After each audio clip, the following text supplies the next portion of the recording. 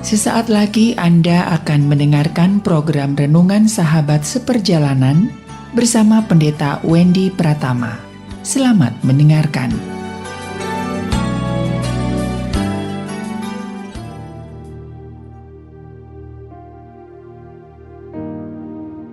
Selamat berjumpa kembali dalam layanan audio Sahabat Seperjalanan. Hari ini adalah hari Sabtu 10 Desember 2022. Tema renungan kita dengan judul Dari Mana Datangnya Kemiskinan? Dari mana datangnya kemiskinan? Firman Tuhan terambil dalam Amsal pasal 6 ayat 10 sampai dengan ke-11. Tidur sebentar lagi, mengantuk sebentar lagi, melipat tangan sebentar lagi untuk tinggal berbaring. Maka datanglah kemiskinan kepadamu, seperti seorang penyerbu, dan kekurangan seperti orang yang bersenjata. Mari kita berdoa.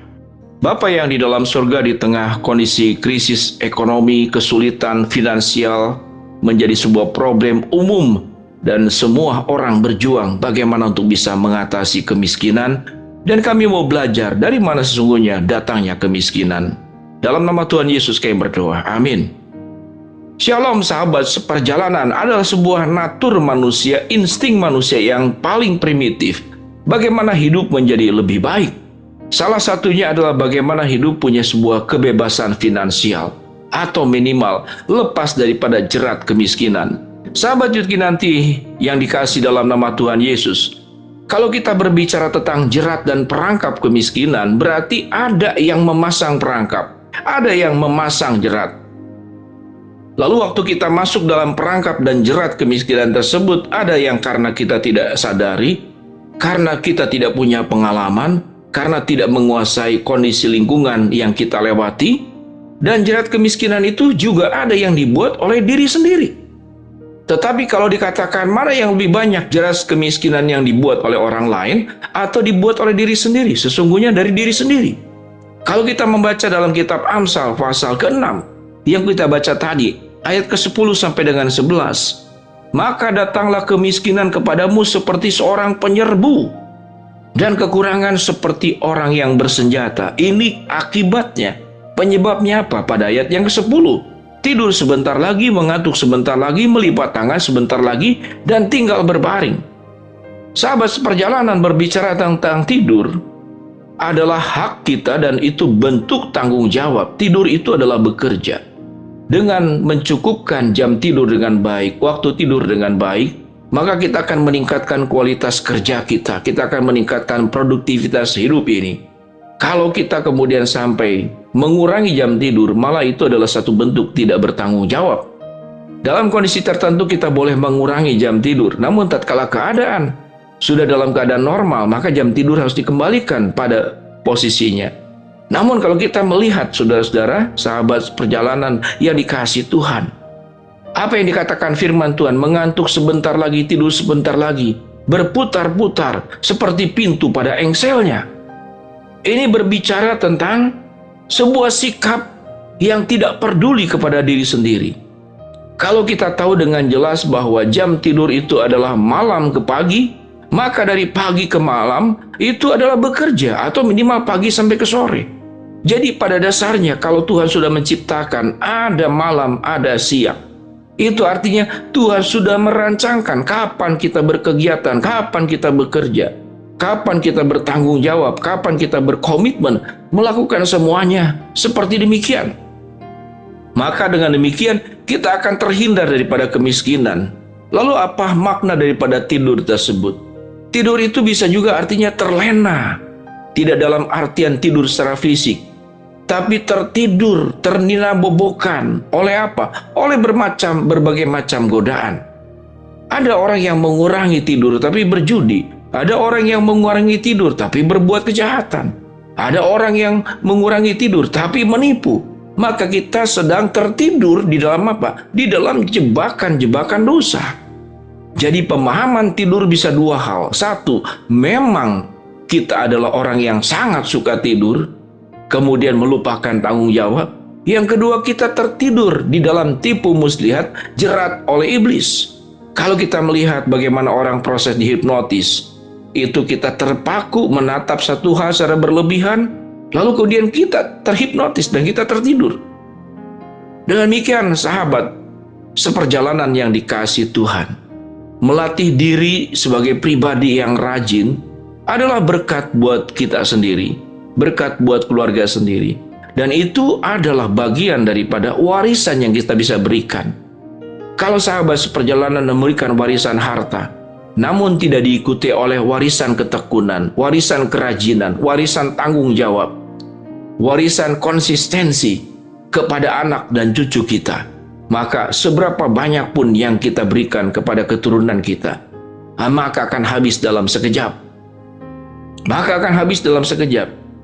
Yang unsur ketiga, supaya bagaimana kita tertidur, kita tahu bahwa semua yang ada pada kita adalah pertanggungjawaban yang satu hari kelak nanti akan dituntut oleh tuannya kehidupan, yaitu Tuhan sang pemilik kehidupan ini.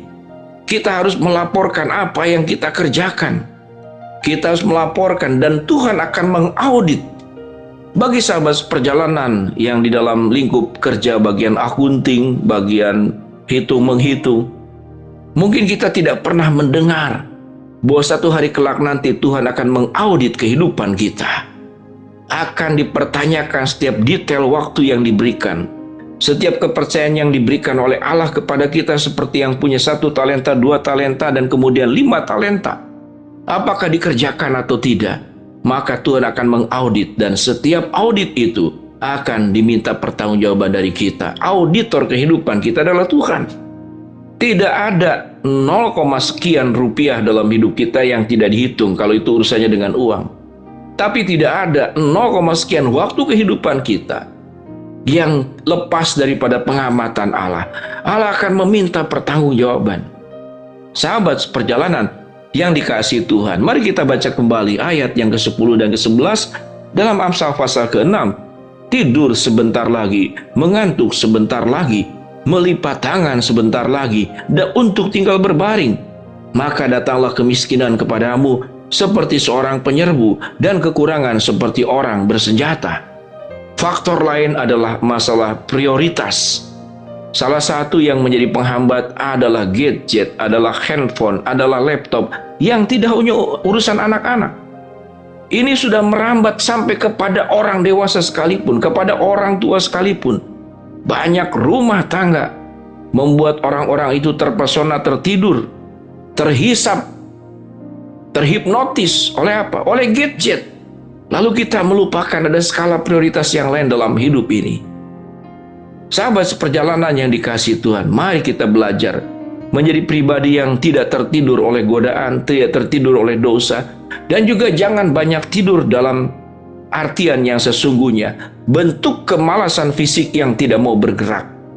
Dan faktor lain, ingat baik-baik, hidup kita itu akan satu hari kelak nanti akan berhadapan dengan auditor kehidupan kita, yaitu Tuhan yang akan meminta pertanggungjawaban. Dan ingat satu hal perkara yang terakhir, kerajinan kita akan memberkati keluarga kita, kemalasan kita akan menjadi masalah dan problem yang kita wariskan buat anak dan cucu kita.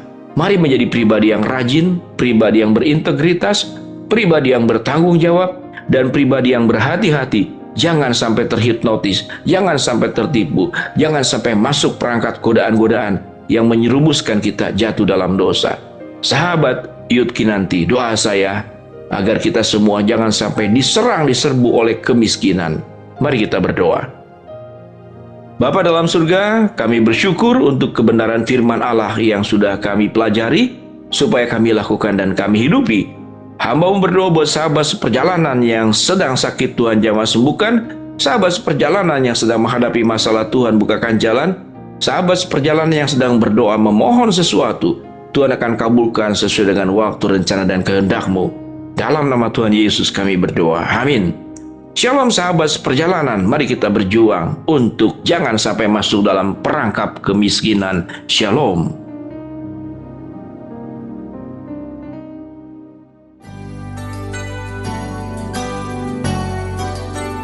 Anda baru saja mendengarkan program Renungan Sahabat Seperjalanan bersama Pendeta Wendy Pratama. Terima kasih atas perhatian Anda. Tuhan Yesus memberkati.